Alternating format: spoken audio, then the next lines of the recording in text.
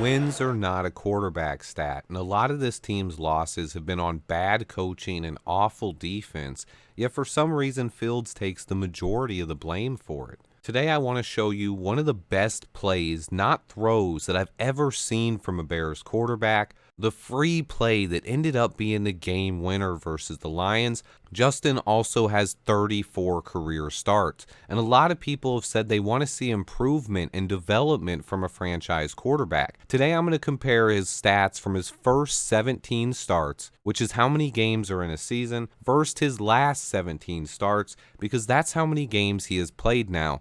2 total seasons worth, and you can clearly see there's been huge development, and Justin Fields has taken a step in his game and is possibly on the verge of taking it to another level. Let's get right into it. We got to talk about this play. It's more than just the pass that Justin Fields makes. There are a lot of factors that come into play in this one. First off, it's 4th down and 12, late third quarter in a tie ball game. But listen again, 4th and 12. And we've heard from the coaches and a couple players now that have all said the same thing. The plan was not to snap the ball on this play. There was no plan to snap the ball there, right? I don't think so. No. Okay. And Justin Fields got the Lions to jump off sides and got a free play. But not only did he get the free play, he then threw an absolute dime 40 yards downfield to DJ Moore for a touchdown pass. You see him here trying to get him to jump off sides, making calls, switching it up at the line,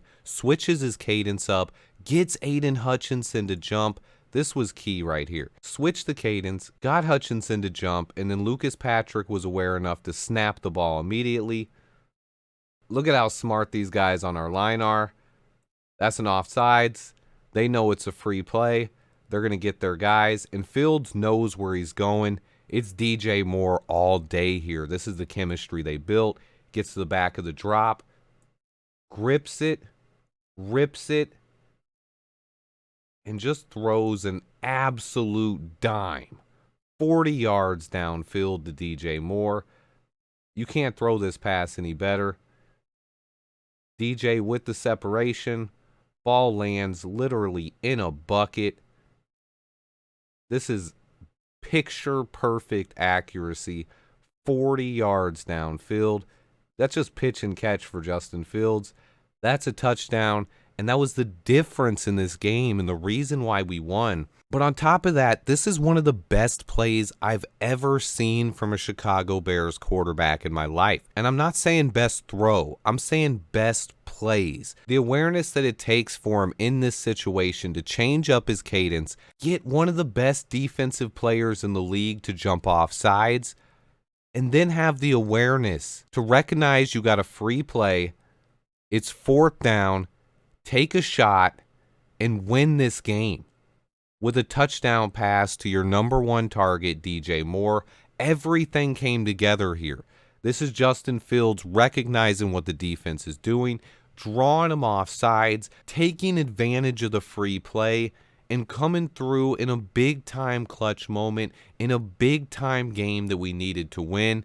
This was part of the evolution of Justin Fields, and we're seeing it happen right in front of our eyes. It was a beautiful thing to see. Now that we've seen what I consider his best passing play as a Chicago Bear, let's do a deep dive into the statistics. Through 34 games, let's go ahead and look at Justin's first 17 starts compared to his last 17 starts. He will be making start number 35 against the Cleveland Browns and has a chance to continue showing his progress, but just breaking his career into 2 halves, it's very easy to see how much progress he's already made. He has more passing yards, more passing touchdowns, more rushing yards, more rushing touchdowns, less interceptions, less fumbles, less sacks, a much higher QB rating and completion percentage, and even if you're a win-loss guy, he's even showed progress there. He's won 2 straight games in 3 of the last 4 games he's finished. If it wasn't for this coaching staff blowing the first Lions and the Broncos games earlier, Fields could be on a 5-game winning streak right now.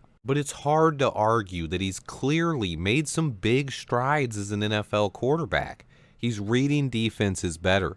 He's more accurate. He's taking care of the football better. He's making more big-time plays down the field. He's getting rid of the ball quicker. He's also stepped up as a leader and led his team on a couple of potential game-winning drives. It seems like everything is starting to finally come together for Justin Fields, but he does need to continue to show consistency moving forward. He still has to take care of the ball better, continue progressing as a passer, and protect himself from big hits. I keep it real with you guys and don't try to make excuses for him, but I also continue to think he will be a superstar in the NFL. But as we sit here right now, heading towards the end of year 3, Justin is not where I expected him to be at. He has to continue getting better and show that he can lead this team to more victories.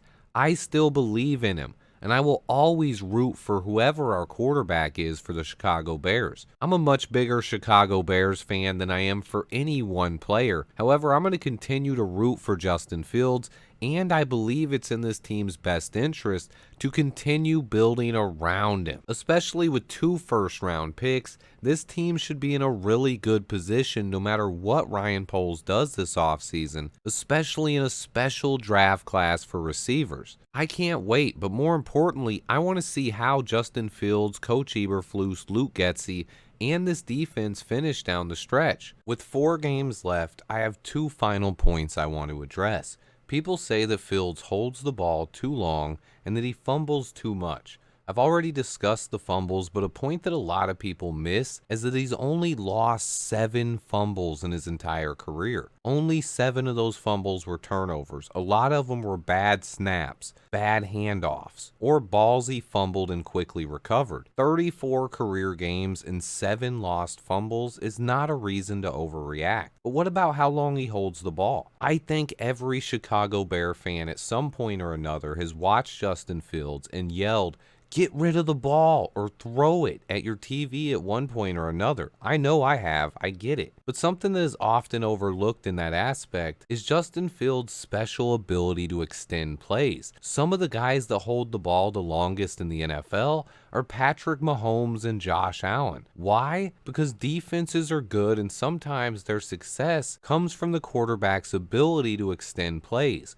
Avoid sacks and keep plays alive. Give your playmakers more time to get open. Fields has that special ability to extend plays, but he still needs to get better at that internal clock inside his head. Sometimes we need him to extend the play and make something happen, but there are other times where he just needs to throw the ball away or take the check down and move on. He also takes too many unnecessary hits, but some of that is because we have too many times put him in a position where he needs to be Superman and play hero ball to bail out Luke Getsy. I think everyone on this team can get better. Sunday will be the first time in Justin's entire career where he had the same offensive line for 3 straight games, or that he had his entire 5 starters for 3 straight. Luke Getsy also needs to continue getting better. We need to add more weapons to this offense. We need another receiver at least, and Justin Fields himself has to continue getting better. I've never said that he doesn't. I just believe that he can. What do you guys think?